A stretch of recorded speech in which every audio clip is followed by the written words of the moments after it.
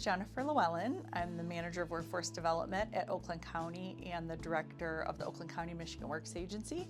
I've had the pleasure of serving in this role for the last 10 years, but celebrating year 28 within Oakland County Michigan Works. Prior to this role, I was at our Oakland County Michigan Works Troy office for 18 years. I started as an intern, and 18 years later, I was promoted into this position.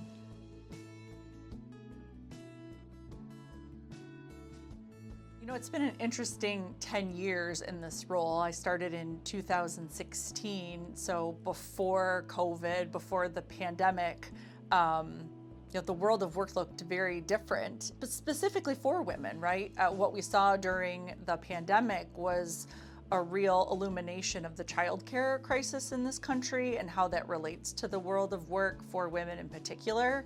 I know for myself, I worked full-time while I had my children. I had kids in daycare. It was extremely expensive, but I had access to it. And what we saw during the pandemic in the years to follow is we lost all these child care centers, and the cost has become unattainable for so many families. And so, the world of work has really shifted for women around that child care crisis.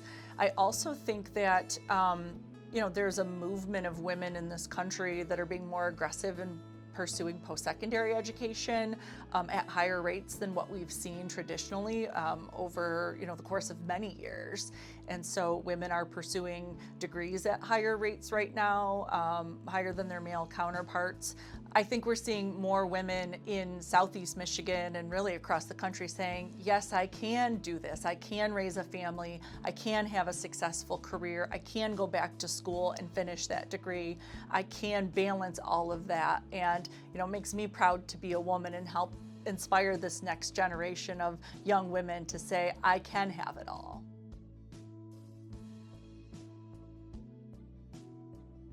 I would love to see more wage equity for women and their male counterparts. I'd love to see more women in leadership roles and decision makers of corporations and businesses.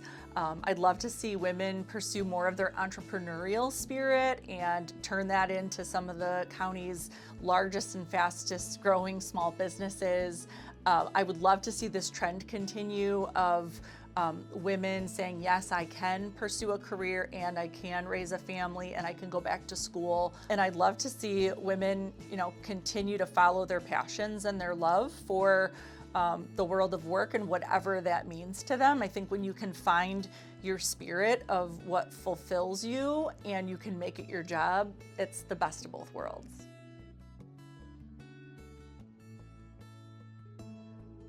So there are a few women that have really shaped who I am, both personally and professionally. My mom was a working mom and did an incredible job of raising my brother and I growing up, and being able to see her balance the demands of raising us and working full-time. My dad worked full-time as well. He worked afternoons, my mom worked days, and watching them navigate, the challenge of being on different shifts, but while also giving my brother and I all the opportunities that we had growing up was really inspiring to me. I don't know that I realized it at the time, but certainly now as a mother myself and a full-time professional, looking back, I think she really inspired me to know that I could do it. Our former Chief Deputy County Executive here at Oakland County, Hillary Chambers, has been an incredible mentor and friend to me.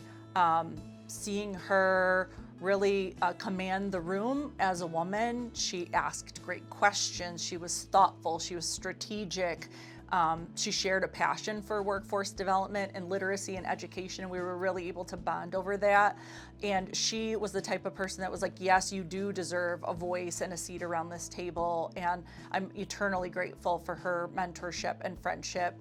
And then, my colleague and friend at the state of Michigan, Stephanie Beckhorn, we've worked in this industry together for a very long time, and she's so thoughtful and considerate in her leadership. She's able to navigate, many of those changes, whether it's at the federal level or the state level, and serves as that great bridge between local workforce development leaders and state workforce development leaders. She's always an ally and a champion for us in the work that we do.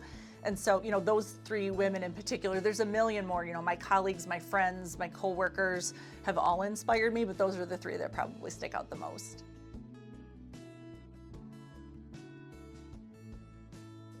Find out what gives you fire in your belly, what drives you, what makes you want to wake up in the morning and change the world. But also do your research, right? You're not gonna, you might have a passion for making pottery, but that may not pay the bills. And so there's incredible data out there around growing career opportunities, in-demand jobs, high wages, and how do you connect those two things? How do you connect your passion and what you love in the person that you are? What are your values? What are your ethics? What's important to you? And then how can you make money doing it? I would also suggest for young women, post-secondary education is key.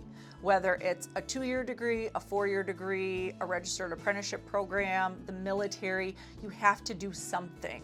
And finding an avenue that's right for you, and start small, start somewhere small, start with a certificate program, and then continue to build on that, continue to build on your education. The third thing that I would suggest for young ladies is say yes.